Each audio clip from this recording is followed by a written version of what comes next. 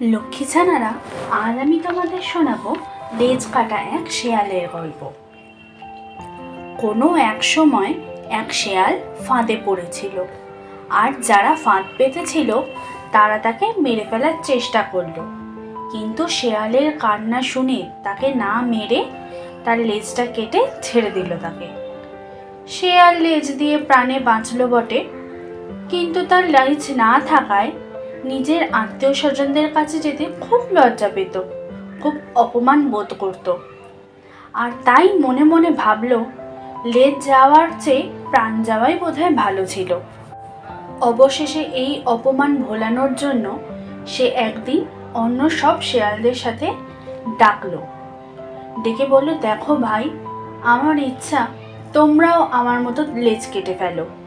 লেজ না থাকাতে আমি খুব সহজে চলাফেরা করতে পারি। তোমরা হয়তো তা বুঝবে না, আমি যদিও পরীক্ষা না করতাম তবে হয়তো আমি বিশ্বাস করতাম না।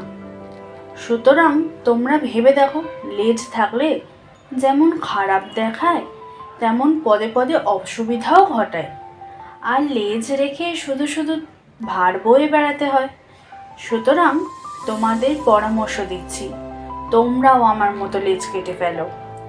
তার কথা শুনে এক বুড়ো শেয়াল এগিয়ে এলো আর লেজ কাটা শেয়ালটাকে বলল, ভাই হে, যদি তোমার লেজ ফিরে পাওয়ার সম্ভাবনা থাকতো তবে কি তুমি আমাদের কখনো লেজ কাটার পরামর্শ দিতে?